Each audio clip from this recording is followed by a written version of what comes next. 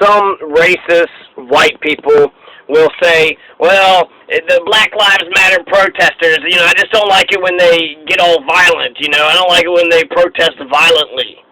And then as soon as that Colin Kaepernick,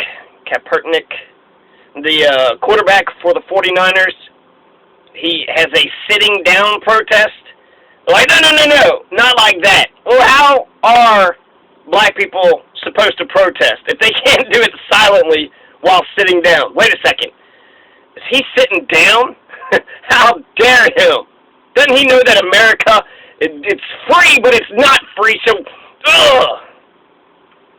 I think essentially those people are telling on themselves. And if you look at the history of the Star Spangled Banner, the national anthem, a.k.a. the Star Spangled Banner, a.k.a. the Defense of Fort McHenry poem, which is the original name to the Star Spangled Banner, the Defense of Fort McHenry.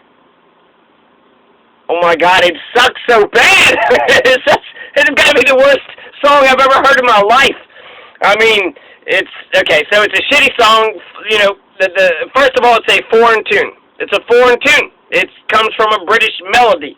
It's hard to sing. The words are not easy to remember. It's clumsy. It's bulky. The Star Spangled Banner sucks. It outright blows a big old bag of donkey dicks. Fuck the Star Spangled Banner. Fuck the Star Spangled Banner. And here's some irony for you. Even though the Star Spangled Banner was written as a mostly anti-British poem, it was during the Battle of Fort McHenry, the sack of Baltimore, the 1814 British assault against Baltimore. Fort McHenry was the fort that guarded Baltimore during the war, so it's mostly anti-British, specifically the Black Marines. He's really pissed off at the Black Marines. But it's mostly against the British. But it's actually sung to the melody of an aristocratic song called To Anacreon in Heaven. To Anacreon in Heaven, which was ironically an English song that was composed in 1775, when the British were going to war with who? Oh yeah, the United States. So a mostly anti-British song written to a British melody. That's ironic, no? So the Star Spangled Banner, and this is the most important part, is racist as fuck. God damn it, it's so fucking racist. Okay?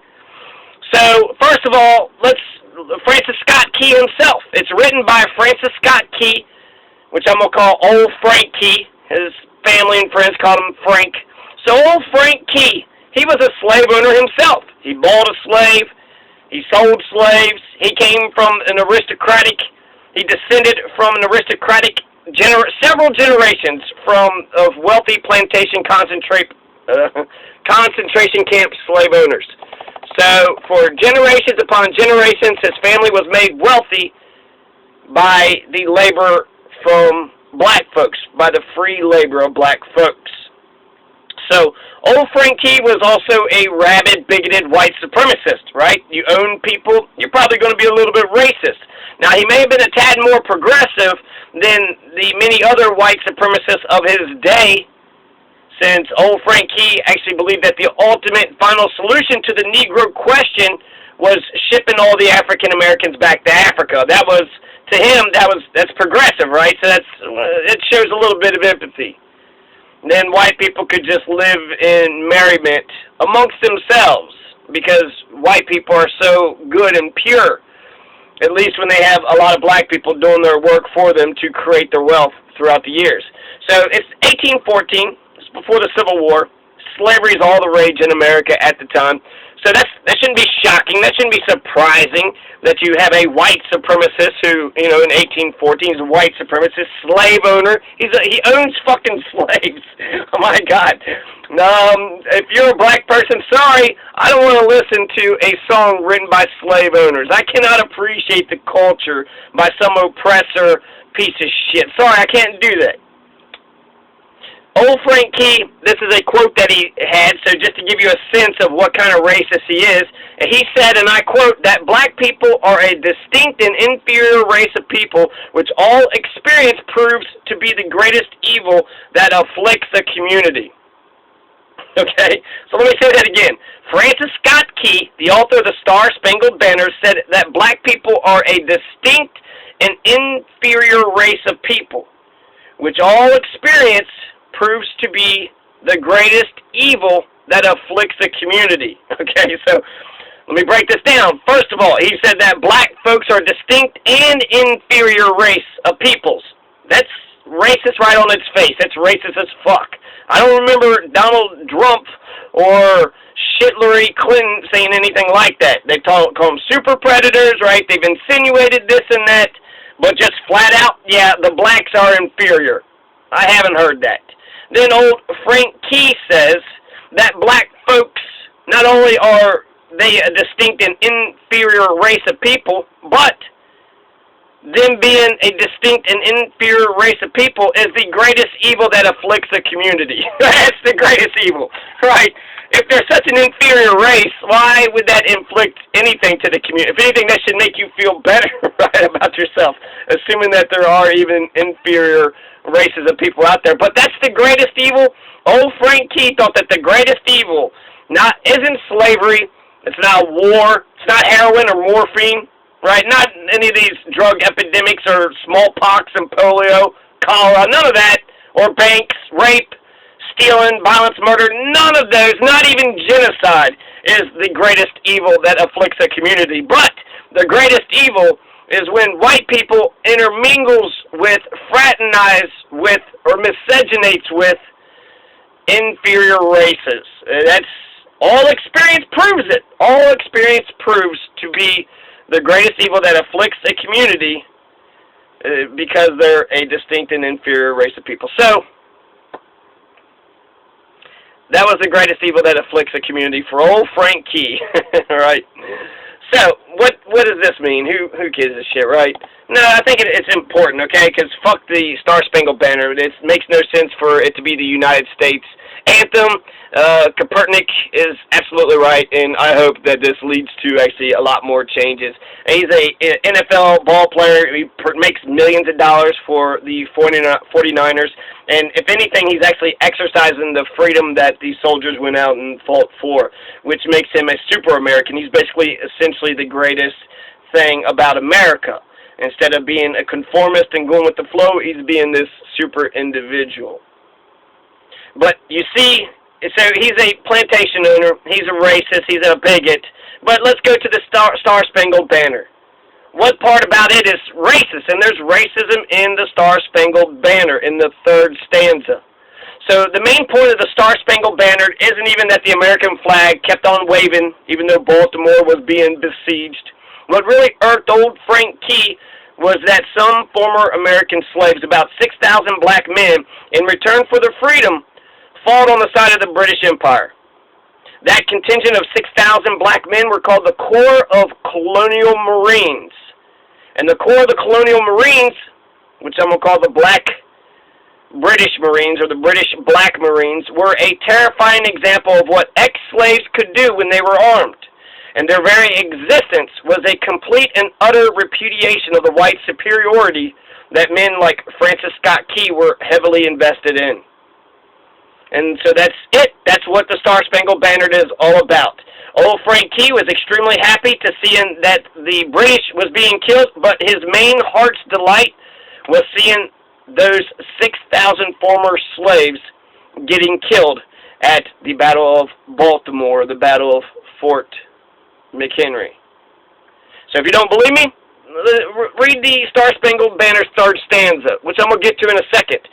First, here's a little bit of history, okay? So, on August 24th, this is all in the context of the War of 1812, 13, 14, 15, where they killed Tecumseh, and the United States wanted to invade Canada, take all their land.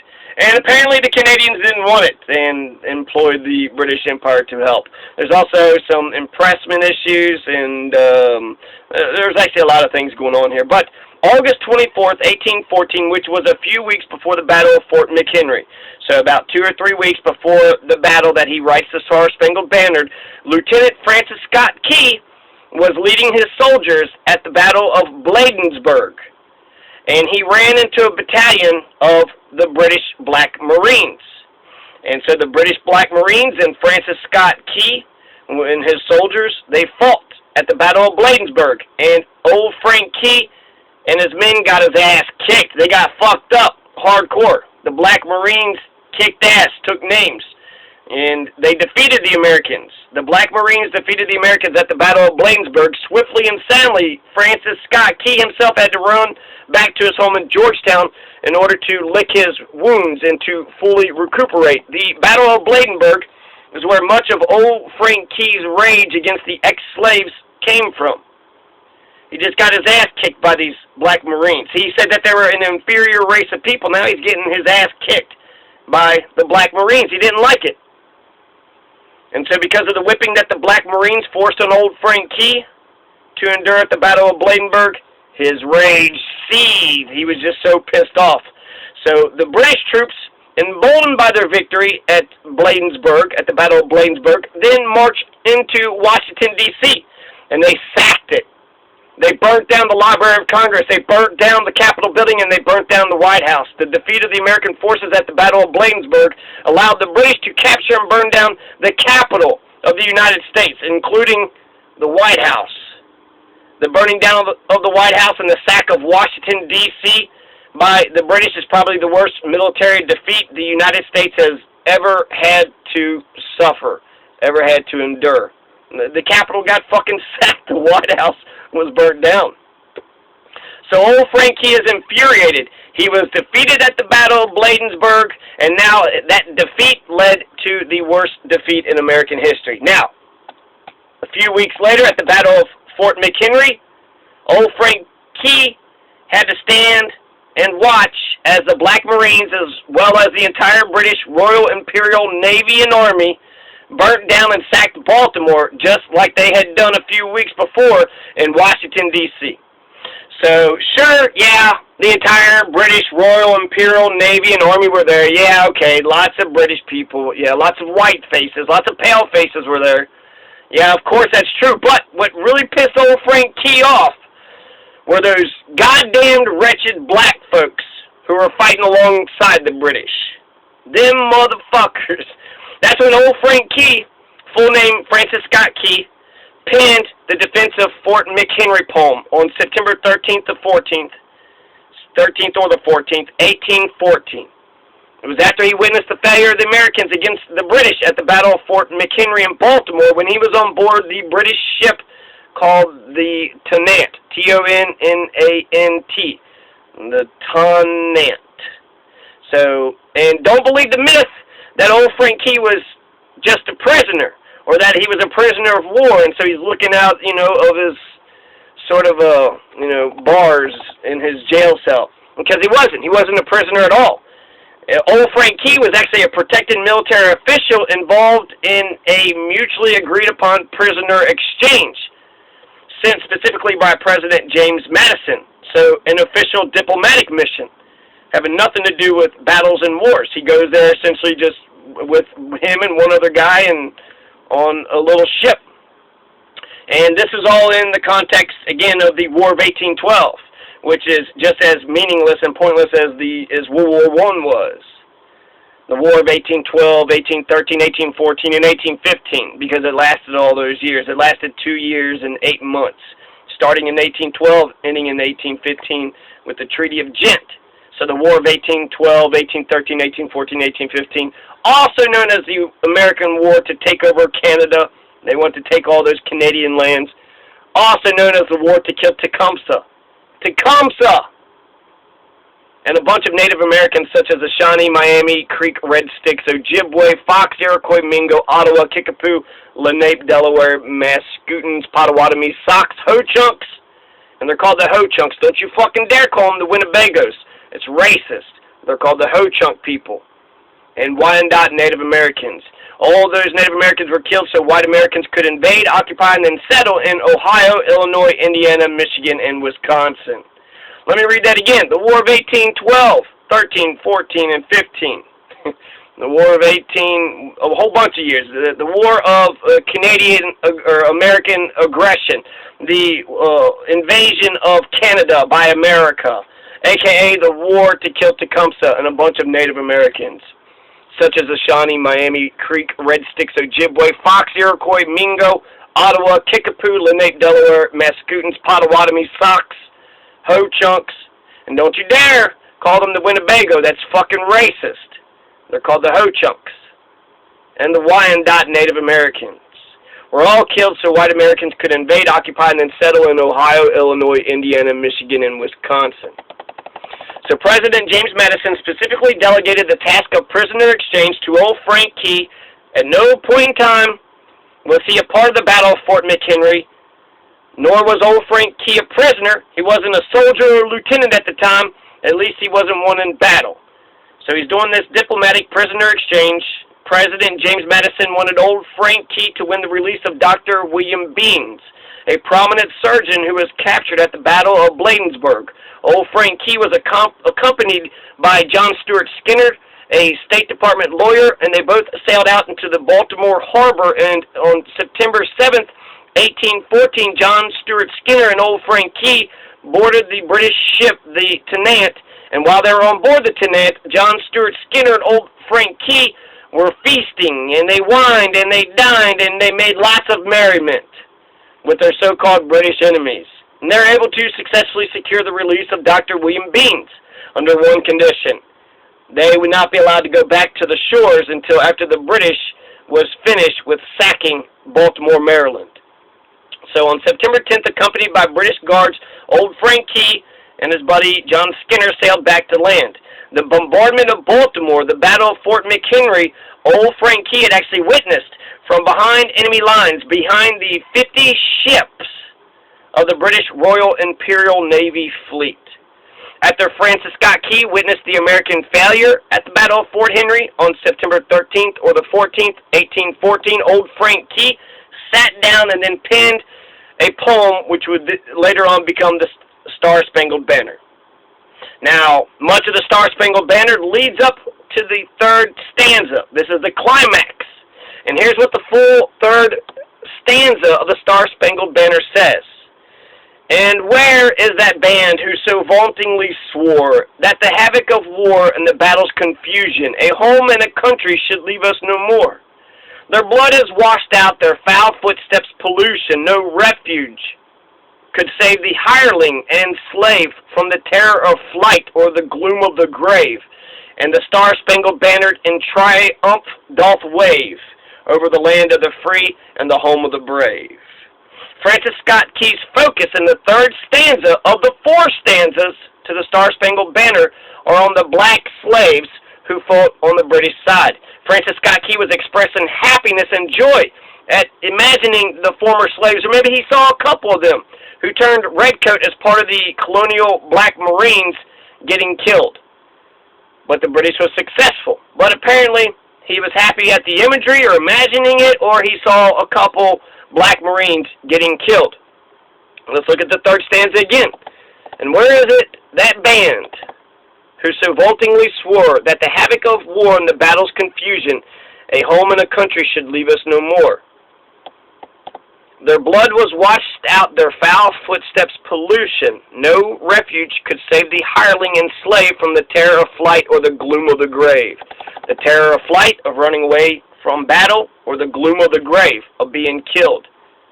Their blood was washed out, their foul footsteps pollution. No refuge could save the hireling and slave. So no refuge could save the hireling and the slave. Old Frank Key was saying that the blood of all the former slaves and the hirelings on the battlefield, so perhaps other mercenaries, will wash away the pollution of the British invaders.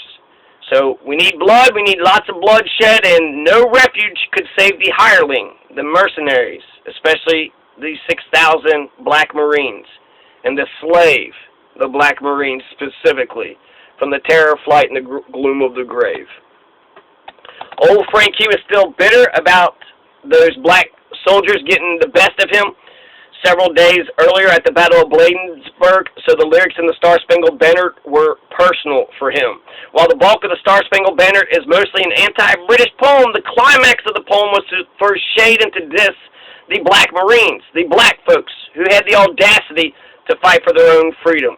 How dare they? How dare they stand up and think that they're actually men in a racist dictatorship. Francis Scott Key hated the British, but he thought black folks were inferior. And so when you combine those two hatreds, he hates black folks who ran to the British and attacked the Americans the most. The black Marines he hated the most. For Francis Scott Key, the British were bad enough, but the British ex-slaves, the ex-slaves turned British, the British black Marines were the absolute worst. So even the line, another myth, the Star Spangled Banner didn't triumph, doth wave, wasn't even correct. There was a torrential rainfall that was happening on Fort McHenry throughout the night of the Battle of Baltimore / Fort McHenry. The fort's 30 by 42-foot garrison flag was so massive that it required 11 men to hoist it up the flagpole when it was dry. But if it was waterlogged, the woolen banner weighed upwards to 500 pounds, and it would have snapped the flagpole. So as the rain poured down that night, a smaller storm flag that measured 17 by 25 feet flew in its place. In the morning, they most likely took down the rain-soaked storm flag and hoisted the bigger one. Let's see. What? So essentially, they're saying that the flag that was at the night that Francis Scott Key saw at nighttime was not the same flag that he saw in the morning. So the Star Spangled Banner did not in triumph doth wave. It was another flag. But ultimately, America lost the Battle of Fort McHenry as losing the entire War of 1812. Status quo antebellum. So all that bloodshed, all that treasure, for nothing. All the lines went back to where it originally was.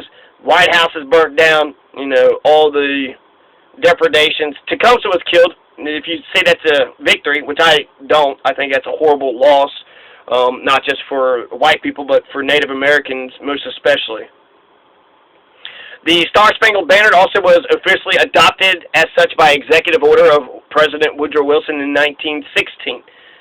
Woodrow motherfucking Wilson, that racist imperialist piece of shit, that should tell you all that you need to know about it. He signed it by executive order. This is going to be the national anthem. Get the fuck over it. Dance to this damn song and love it. And he was a racist piece of shit. And he was the one that put Eugene Debs in jail for years because he spoke out against World War I. We got freedom of speech? Not under Woodrow Wilson. Fuck Woodrow Wilson. Fuck him. And then eventually on March 3rd, 1931, after 40 previous attempts had failed, a measure passed Congress to make the Star Spangled Banner America's national anthem. After 40 attempts had failed, if this was such a great national anthem for the United States, why did it fail 40 times previously? After the U.S. and the British signed a peace treaty at the end of 1814, the U.S. government demanded the return of American property, which by that point numbered about 6,000 people. The British refused. Give us our black Marines back. The British said no. Most of the 6,000 black Marines eventually settled in Canada, with some living in Florida, and there's going to be a battle at the Negro Fort. Andrew Jackson is going to invade the Negro Fort in Florida. But of the 6,000 black Marines, some went to Canada, some went to Florida and lived at the Negro Fort. Some went to Trinidad in, you know, sort of the Caribbean, real far south down there. And the black Marines who moved to Trinidad have descendants who are still known today as Americans. So no A, just Americans. So I guess they went down there with an accent. Where are you from? Oh, I'm American. I'm American. How you doing? So go to Trinidad, be like, where are the Americans at? And they'll point to the black folks. So overall, Francis Scott Key is a plantation owner. He's racist as fuck. He owns slaves. He thinks black people are inferior, and inferior to such a point he can own them as if they're cattle. The plantations also, you know, concentration camps, I think, is a more effective, actually, rhetorical term. But he came from a concentration camp / plantation owning family. Generations of plantations of slave owning had accumulated his family's wealth, and so he lived around slaves in the hills of northern Maryland most of his life, or all of his life. He purchased his first slave in 1800 or 1801, and he owned 6 slaves in 1820. So he's buying and selling slaves himself. He comes from slaves, slave owning. He owned slaves himself. And he's definitely racist. He was pro-slavery, but while he was pro-slavery, he necessarily wasn't against black people. And there's some incidences where he actually seems to do some good for black folks. But ultimately, old Frank Key believed that black folks should be shipped back to Africa so white folks could live in peace amongst themselves, so they could have their nice, peaceful democracy, because white people are so good. Unless they don't have anybody to oppress and to build all their shit for them, then they'd probably go to war with each other, right? Have you ever watched the Black Friday, you know, after Thursday, just over a goddamn PlayStation? They're ready to kill each other. What happens if we had no food and water? So old Frank Key was a bit progressive by today's standards, but by our standards, he's racist as fuck. And this specifically, the Star Spangled Banner, the climax of the song was his hatred of the Corps of the Colonial Marines, the black Marines who served valiantly for the British military. Old Frank Key particularly despised them, and old Frank Key was glad to see them experience the terror and the death in war, to the point that he wrote a poem about it. Oh man, look at them black Marines, they're scared to death running around. Look at them getting shot up and getting killed. Oh my God, I've got to write a poem about this. And then Woodrow Wilson's like, oh, that's a great poem. That's going to be the poem for the whole country. And it took 40 tries before the Congress actually ratified it. And so now that poem, that racist poem against the black Marines, the Star Spangled Banner, it's our national anthem. And then what a stupid, dumb foreign song, right? It's a 1775 British melody. It was written in 1814. And so a 1775 British melody, a poem in 1814. It's clumsy. It's got all those bulky wording. It's definitely not Gangsta's Paradise. It's not Alessia Cara's Here. It's not even America. Fuck yeah! Or G-Eazy's Me, Myself, and I gonna ride until I die, 'cause I got that fire in my soul. So I'll butcher that a little bit, but these are better songs that when it comes to discussing what our anthem should be. I mean, shit, the Star Spangled Banner isn't even Kanye or Lil Wayne. Fuck the Star Spangled Banner. Fuck the Star Spangled Banner.